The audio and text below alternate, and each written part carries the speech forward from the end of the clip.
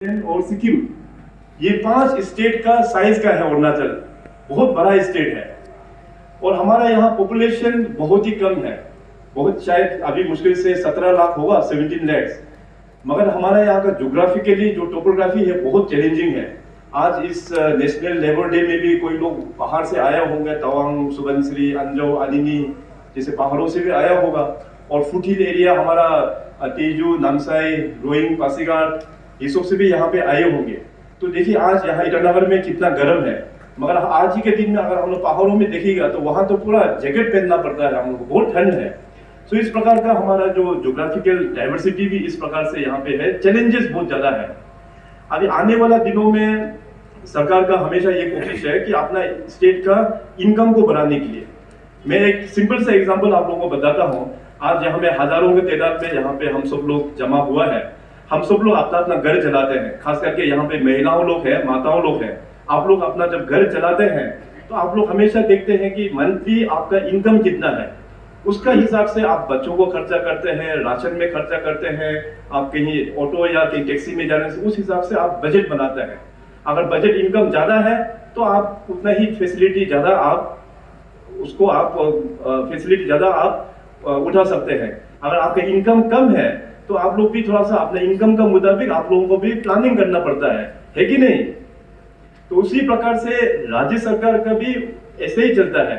हम लोगों का इनकम, स्टेट का इनकम कितना है, उसी का आधार पर हम सब लोगों को हमको प्लानिंग करना पड़ता है।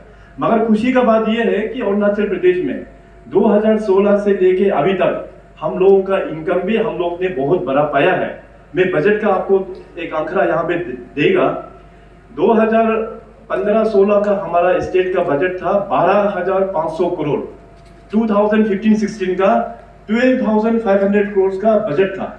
अभी अपना बीजेपी सरकार आने के बाद 2016 ऑनवर्ड से लेके अभी का हम लोग बजट देखेगा, 2023 का बजट डबल से भी ज्यादा अभी हम लोग 30,000 करोड़ हम लोग लेके पहुंचा पाया है। तो बजट आपका बढ़ गया, मतलब आपका स्टेट का इनकम भी तो आपने बढ़ाया है कि नहीं। इसी का वजह से तो आप लोगों का जिस वक्त में 4,500 था, अभी जाके बढ़ के 11,000 रुपए पेमेंट हम कर पाया। इसी प्रकार से अभी टीचर्स लोगों का सैलरी 6 पे कमीशन तो पहले ही लागू हो गया, 7 पे कमीशन हमने यहाँ पे लागू किया है। उसी प्रकार से आज जिस हिसाब से रोड बन रहा है, आपके डिस्ट्रिक्ट में इंफ्रास्ट्रक्चर बिल्डिंग बन रहा है, हॉस्पिटल्स जो बन रहा है, तो स्टेट का इनकम आने से तो हम लोग अपना कैपिटल इंफ्रास्ट्रक्चर में भी और पेमेंट सैलरी में भी हम लोगों को हम लोग ये फैसिलिटी हम लोग दे पाता है। तो इसलिए अरुणाचल का हमारा जो विजन, हम सब का जो विजन है कि हम लोगों को और भी पैसा कैसे कमाना चाहिए अपना राज्य सरकार के लिए। राज्य सरकार का पास में अगर पैसा होगा तो और भी खर्चा कर पाएंगे, अपने स्टाफ के ऊपर में हम लोग फैसिलिटी और भी क्रिएट करके दे पाएंगे। हमारा जो इंफ्रास्ट्रक्चर अभी भी जो कुछ जो इंफ्रास्ट्रक्चर गैप्स है उसको हम लोग फिल कर पाएंगे। तो सबसे इंपॉर्टेंट ये है कि हम लोगों का इनकम हम लोगों को कैसे जनरेट करना है। अब इनकम जनरेट करने के लिए हम लोग देखिए कि हमारा रिसोर्स हाइड्रो पावर जो है बहुत बड़ा रिसोर्स है हमारा। अभी रिसेंटली कुछ ही महीना पहले अरुणाचल प्रदेश सरकार ने भारत सरकार के साथ में मिलकर करीबन 11,500 मेगावाट 11,500 मेगावाट का एमओयू साइन किया है।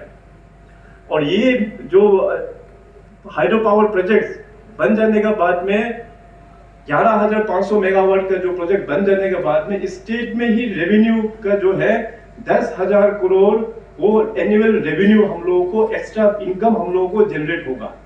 और हम लोग का अरुणाचल प्रदेश में तो हाइड्रो पावर का और भी बहुत सारा पोटेंशियल है। मैं तो केवल 11,500 मेगावाट का बारे में ही बोला है। तो इस प्रकार से हम लोग का जो रिसोर्स है उसको हम लोग प्लानिंग करके रेवेन्यू में हम लोग जनरेट करना ये बहुत ही आवश्यक है अरुणाचल प्रदेश के लिए। तब जाके अरुणाचल प्रदेश हमारा जो राज्य है, हम सब का जो राज्य है, अपने पैरों में हम लोग खड़ा हो पाएगा। आज नहीं तो देखिए छोटा छोटा चीज के लिए भी हमेशा हम लोग भारत सरकार की तरफ ही हम लोगों को देखना पड़ता है, उनसे मदद मांगना पड़ता है।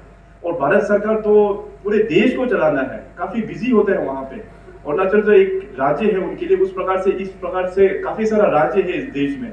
तो इसलिए हम लोगों को आत्मनिर्भर जो पीएम साहब ने जो एक दिशा दिखाया, हम लोगों को अपना पैरों में खड़ा होना बहुत जरूरी है। अपना रिसोर्स का हम लोग यूज नहीं करेगा तो वो रिसोर्स जो है किसी का फायदा नहीं है।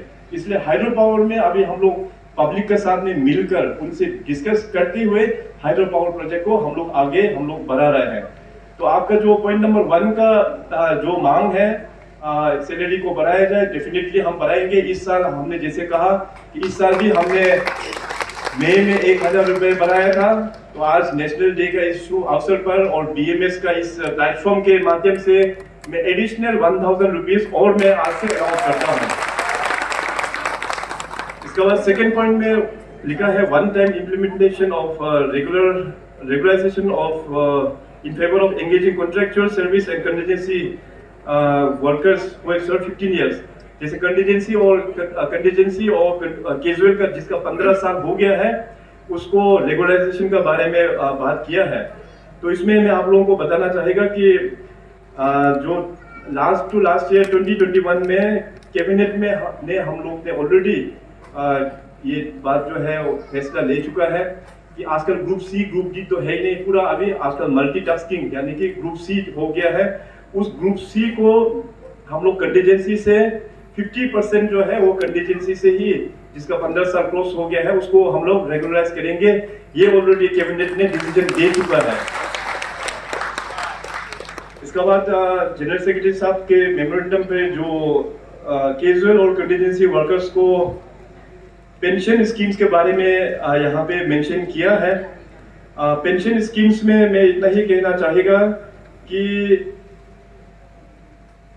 अपना यहाँ पे अरुणाचल में इस तरह से पेंशन स्कीम्स तो यहाँ पे नहीं